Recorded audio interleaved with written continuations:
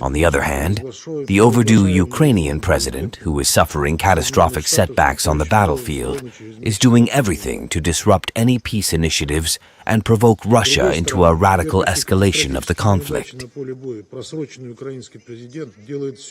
In recent days, the former Ukrainian comedian has managed to take at least 3 steps in the opposite direction from the search for a peaceful solution to the conflict. On December 18th, by order of the Kyiv regime, the head of the Radiation, Chemical and Biological Defense Forces, Igor Anatolievich Kirillov, and his assistant were killed in Moscow as a result of the detonation of an explosive device. Ready for something different. Today we're going deep on the war in Ukraine. But from a perspective you might not have heard. Oh. We're looking at a speech given by a representative of the Russian Federation to the UN Security Council. I'm intrigued. It's a fascinating look at how the other side frames the conflict. And let me tell you, it gets intense. The speech basically says the U.S. is the one pulling all the strings. Orchestrating the 2014 coup? Exactly. And sabotaging peace every step of the way. They paint Zelensky as their puppet, sacrificing his own people, for power and money. That's a bold claim. They really don't hold back on the rhetoric either.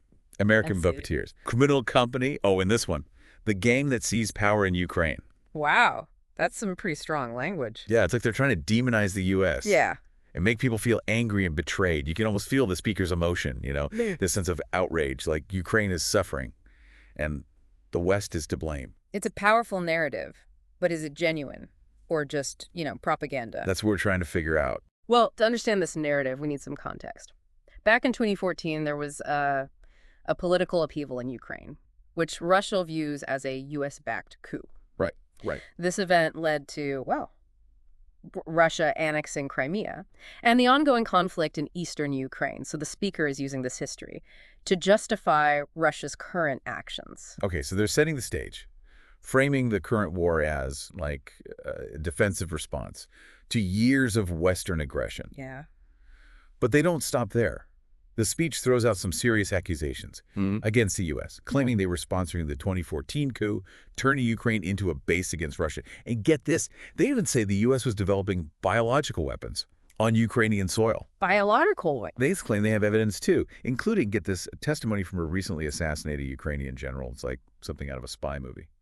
That's a bit suspicious, isn't it, the assassination? I mean, was he silenced to prevent him from revealing sensitive information, or is this all part of a disinformation campaign? Good question. We've got to consider the source and the evidence. Is it legit, or are they trying to pull a fast one? Right. All about critical thinking. And then they bring in this whole thing about the military-industrial complex, saying U.S. defense contractors, like Raytheon and RTX Corporation, are making a killing off this war. They accuse them of, exploiting the conflict for profit. That's a complex argument. I mean, there's no doubt that war can be profitable for some. But does this influence U.S. foreign policy? It's a question worth considering. Absolutely. And then comes the bombshell. They actually claim that Zelensky is deliberately prolonging the war. Prolonging it? Why would he do that? They say he's doing it to stay in power and avoid facing accountability for his actions. They even allege that he only has the support of a tiny fraction of Ukrainians and fears prosecution for crimes against his people. Wow. That's a very serious accusation. Is there any evidence to support this view, or is it purely a tactic to discredit him? That's what we need to unpack. Is this just propaganda, or is there something more to it? It's all part of this narrative they're building, to make Zelensky look bad. Undermine his leadership. Exactly. But then, get this, in the very next breath, they turn around and say that Russia's the one who wants peace. They claim their goals will be achieved, regardless of what Zelensky does. That's interesting. It seems almost contradictory. And to top it all off, they criticize the West, saying they're hypocrites for caring about Ukrainian children, while ignoring the suffering of children in other conflicts, like Gaza. Right, a classic deflection tactic. Okay, so we've got accusations flying, this whole victimhood narrative, and a call for peace that seems, a bit confusing. What do we make of all this? We've got to understand the underlying message. They want to position Russia as the victim, the U.S. as the aggressor, and Zelensky as a pawn in the middle. It's all about perception. But is it genuine or just a smokescreen? We'll dig into that next time. So we're back. And digging deeper into this Russian narrative, one thing that really jumps out at me is how they flip the script. They make Russia seem like the victim, even though they're the ones who invaded. It's pretty wild, right? Yeah. It's like they're the aggressors, but also the defenders Yeah. at the same time. It all comes down to framing. They focus on what they see as injustices against Russia, like NATO expansion or the 2014 even these allegations about U.S. biolabs. Right. And by doing that, they can justify the invasion as a defensive measure, a response to Western aggression. So it's like, we didn't start this fight, but we have no choice but to finish it. Exactly. And then by painting this picture of Zelensky as this corrupt leader controlled by the West, they weaken his government and erode international support for Ukraine. It's interesting how they use specifics, like examples and statistics, to back up their claims, even when those claims are kind of shaky. Like, they talk about Javelin missiles disappearing and hint that they've ended up on the black market, which, creates this image of chaos and corruption, even if there's no real proof. Oh, absolutely. That's a classic information warfare tactic. Plant seeds of doubt, even if you can't, definitively prove anything.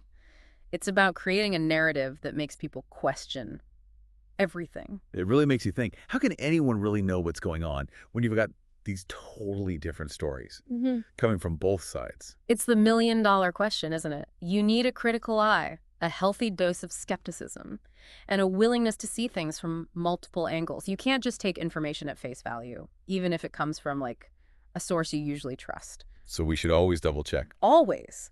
Look for confirmation from other sources. Consider different viewpoints. And be wary of explanations that seem too simple, too good to be true. Like being a detective, gathering clues and piecing together the truth. Exactly. And just like a good detective, you got to be aware of your own biases. We all have preconceived notions. It's important to recognize them and try to stay objective. Yeah, that's hard. It is. But it's essential. Okay, so we've talked about their tactics and how they frame the conflict. But what about the bigger picture? What are the consequences of this kind of rhetoric inside Russia and globally? That's a great question. Domestically, this narrative strengthens support for the war. It rallies people against a common enemy. Right. And it can also be used to silence dissent, justify crackdowns on independent media and opposition groups. So it's like, the more they push this narrative, the less room there is for any other perspective, and the conflict just keeps escalating. Exactly. It's a dangerous cycle. Yeah. And on the international stage, this kind of rhetoric further polarizes global opinion, making it much harder to find common ground and work toward peace. It erodes trust in institutions and makes it, almost impossible to distinguish truth from propaganda. It's like we're in this information war, where the battle for hearts and minds is just as important as the actual fighting. That's a great way to put it. Information becomes a weapon, and narratives are carefully constructed to shape perceptions and to achieve specific goals. So what can we do as individuals? How do we navigate this? It's so confusing. With all this information overload and these competing narratives. I know, it can feel overwhelming, but there are things we can do. Like we discussed, honing those critical thinking skills is key. Question everything. Seek out diverse perspectives. And watch out for information that, plays on your emotions or offers really simplistic explanations. So we can't just passively consume information. We need to be active, questioning and evaluating what we see and hear. Absolutely. And don't be afraid to, challenge your own assumptions. Talking to people who have different viewpoints is really valuable. It helps you understand and avoid getting stuck in an echo chamber where you only hear opinions that agree with you. That makes sense. This deep dive has been so eye-opening. It's not just about the power of these narratives, but the absolute need for critical thinking. What we consume shapes how we understand the world. And we can't just blindly accept information, especially in a situation this complicated. I completely agree. It's more important than ever to be able to sift through the noise, evaluate the evidence, and come to our own conclusions. And with that in mind, there's one piece of the puzzle we haven't really explored yet. The speakers call for peace. Given everything else they've said, it seems kind of strange.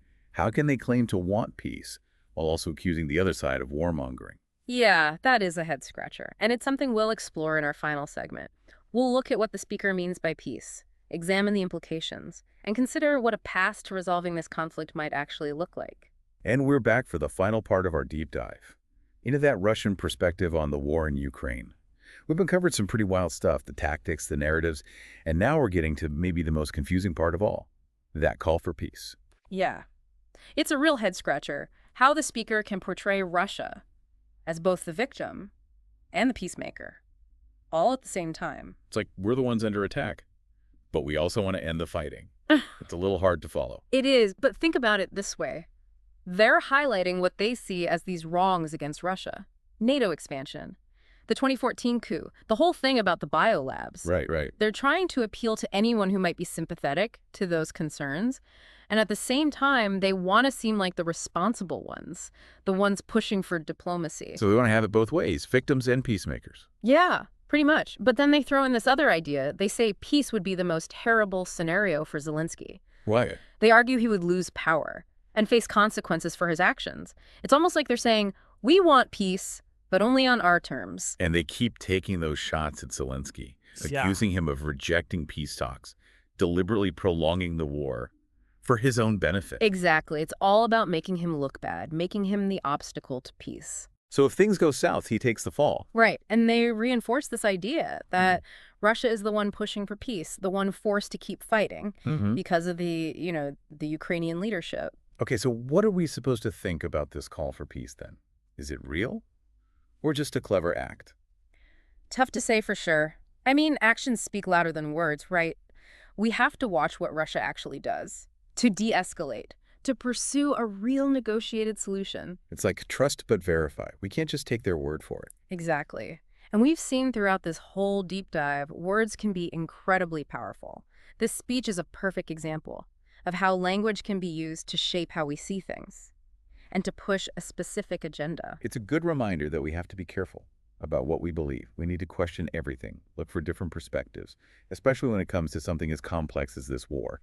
Absolutely. The truth isn't always easy to find, especially in a world with so much information. It takes work and a willingness to, challenge our own beliefs. Well, this has been quite a journey, exploring this Russian perspective, analyzing their tactics, trying to make sense of some really tough questions. We hope you found it insightful and made you think. Remember, informed citizens are so important. Stay curious, stay engaged, and never stop questioning. Keep those critical thinking skills sharp. Until next time, keep diving deep.